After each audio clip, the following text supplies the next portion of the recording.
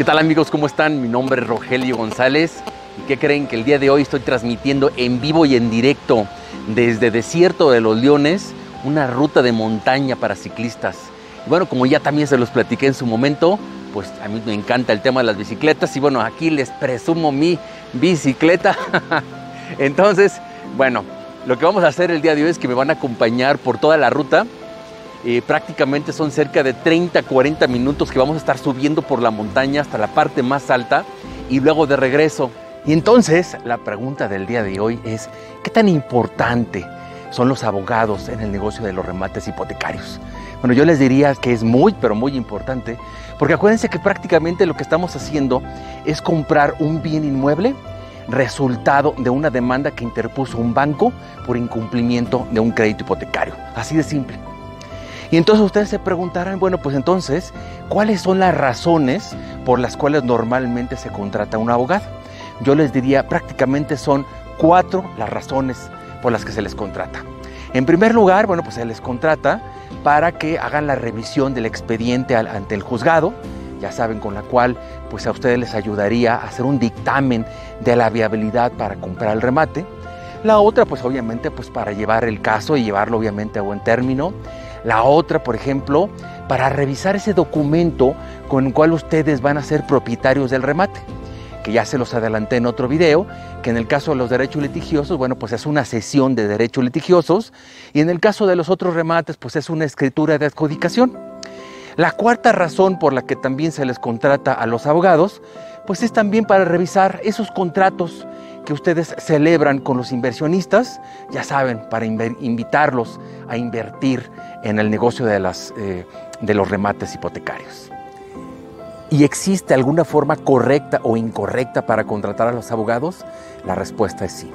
Una forma correcta, por ejemplo, sería estableciendo un presupuesto fijo para cada uno de los 4 rubros antes mencionados.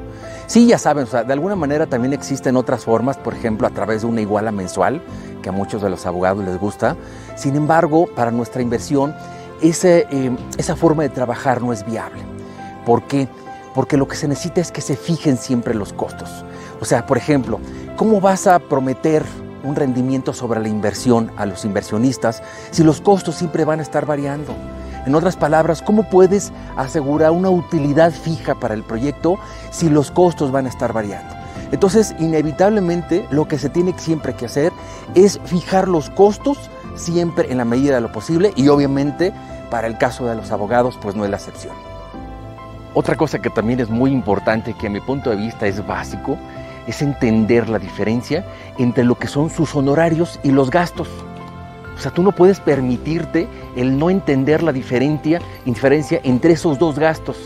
Por ejemplo, sus honorarios de alguna manera pues cubren su asesoría, su experiencia, la elaboración y contestación de demandas, el ingresar los famosos escritos al juzgado, el acompañarte a las subastas. Digo, son cosas que de alguna manera tú contratas con los honorarios de un abogado. En el caso de los gastos, bueno, estás hablando, por ejemplo, de certificados de libertad de gravamen, de avalúos, pago de derechos o certificados de cualquier tipo, el pago, por ejemplo, de los edictos que vas a pagar, que son las publicaciones que se hacen en los periódicos de las subastas, y bueno, pues entre otros gastos, pues que también son importantes, ¿no? Entonces es básico entender la diferencia entre uno y otro. A mi punto de vista, el no entender la diferencia es la principal razón por la que muchas veces hay roces con los honorarios de los abogados. Otra recomendación muy, pero muy importante, sobre todo para poder aprender el lenguaje del abogado, es que tú conozcas cuáles son las etapas de la demanda. A mi punto de vista, quien quiere ingresar a este negocio tiene que aprenderse las etapas. Porque, o sea, ¿cómo vas a contratar a alguien por etapas si no conoces las etapas? Y entonces, pues parte de entender el negocio y hablar, insisto, el mismo lenguaje de los abogados es entenderlas. Otra cosa muy importante que, bueno, pues una vez que ya conoces las etapas y que ya sabes en qué etapa se encuentra tu derecho litigioso o tu remate, pues una vez que logras eso, lo que sigue es elaborar un contrato de prestación de servicios con el abogado. A mi punto de vista, eso también es muy, pero muy importante, porque en él tú vas a dejar claro para qué actividades lo estás contratando, para qué etapas, llegando a qué etapas les vas a pagar cierta cantidad. O sea, por ejemplo, tú le puedes decir, ¿sabes qué? Te voy a pagar X cantidad de pesos cuando llegues a la subasta o X cantidad de pesos cuando llegues a la adjudicación. Entonces, bueno, son cosas que también son muy importantes en tu buena relación con el abogado. Finalmente les platico toda esta información porque en mi punto de vista estos son temas básicos para poder tener éxito en este tema de los remates. Como ya se los he compartido en varias ocasiones, yo a tan solo 6 años de haber estado en este negocio, yo ya era dueño de 6 propiedades. Y a mi punto de vista, parte de tener éxito es el contar con un buen abogado. Finalmente, si te gustó esta información, pues me imagino que ya ves lo valioso de su contenido. Así es que si te gustó, ya no te esperes más. Yo lo que te recomiendo es que el día de hoy te inscribas a nuestro curso paso a paso, cómo invertir en remates hipotecarios. Y para hacerlo, lo único que tienes que hacer es darle clic al botón que se encuentra por debajo de este video.